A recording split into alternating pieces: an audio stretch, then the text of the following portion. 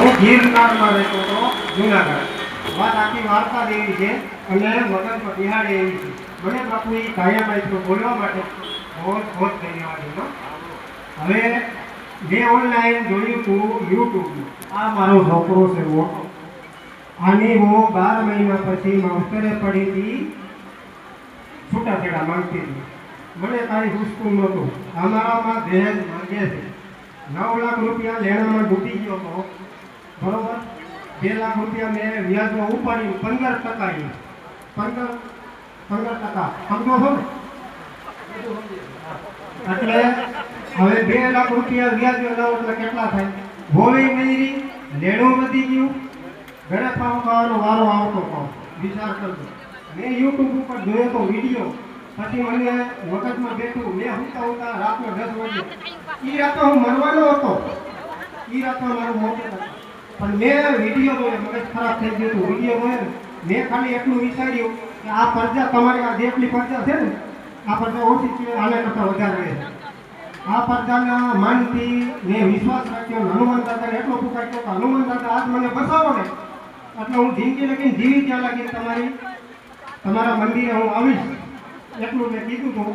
પછી અહીંયા આવ્યો, પછી આ બાપુ મળ્યા હતા મને. પહેલા નંબરમાં બીજા બાપુ હતા, પછી આ બાપુ મળ્યા. આ બાપુનો પૂરો મને સારો છે, બરાબર. પછી અહીંયા આવ્યો, બાપુને મળ્યા હતા. બાપુને કદાચ યાદ ન હોય, ભાનુ બાપુ. મેં ગુરુ માનીને, મેં ગુરુ બનાવ્યા નહોતા. મારા બાપુજી અમારો જન્મ નહોતો ત્યારના ગુરુ માન્યા હતા, બરાબર. આ બાપુને મેં ગુરુ માન્યા હતા. બાપુએ બાપુને બધી વાર્તા કરી હતી. બાપુએ કીધું કે જન્મ નહીં બાપુ, જન્મ નહીં.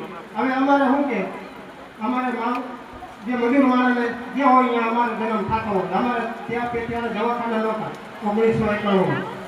એટલે મને જન્મ તારીખ મળી નહીં. પછી બાપુએ કીધું આજે શનિવાર ભરજે, જ્યાં તારું ધાર્યું કામ થઈ જશે. એ શનિવારે ભરી અને હું પાછો ગયો અહીંથી, અને બીજો શનિવાર ભરી પાછો ગયો. ત્રીજે શનિવારે વાત આખી આમ મારા બાપુજી ઓફ થઈ ગયા, એક્સિડન્ટ થઈ ગયો. બાપ મરવાનો, કાળ પડવાનો, આવી રીતે થઈ ગયું. હું આવું લાસર હતો તોય મરવાનું. અને મારા બાપ મરી જાય તો ભગવાનને મૂકી દે ને, કે ભગવાન કે મારા બાપને નથી બસાવ્યો, તારી ભક્તિ કરીને શું કરું? મને એવું સમજે ને. પણ મેં હનુમાન દાદાની કોઈ નથી કરતા, કોઈ પૂછડી હનુમાન દાદાની પૂછડી પકડી રાખી. મનનો મન, બરોબર. મેં મનોમન મારી પૂછડી હનુમાન દાદાની પૂછડી પકડી રાખી. હવે છોકરાની બાપુજી ગયા કે છોકરા ભાઈ એ મારા ગો કહેવાય, મારા મોટા છોકરા.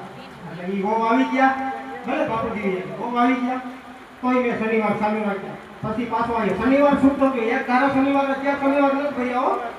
શનિવાર વગેરે 2-3 શનિવાર આવી જાય પાછો ભરું. પછી એક દાખલો બીજા નંબરમાં એક કેસ આવ્યો હતો.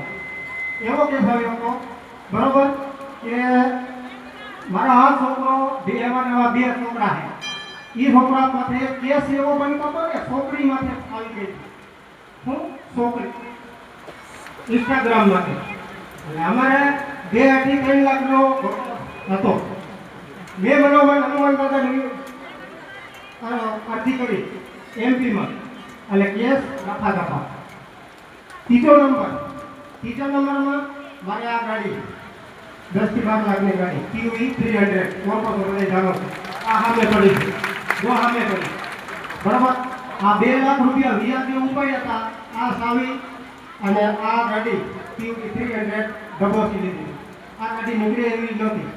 તોય મનોમન હનુમાન દાદાને અરજી કરી, ગાડી નીકળી ગઈ અને પગે લગાડવા. પછી ત્રીજો કેસ આ મારી માં સામે ઉભા. આની માટે એક કેસ નહીં 2 કેસ લાગુ થયા. જેલનો વારો હતો.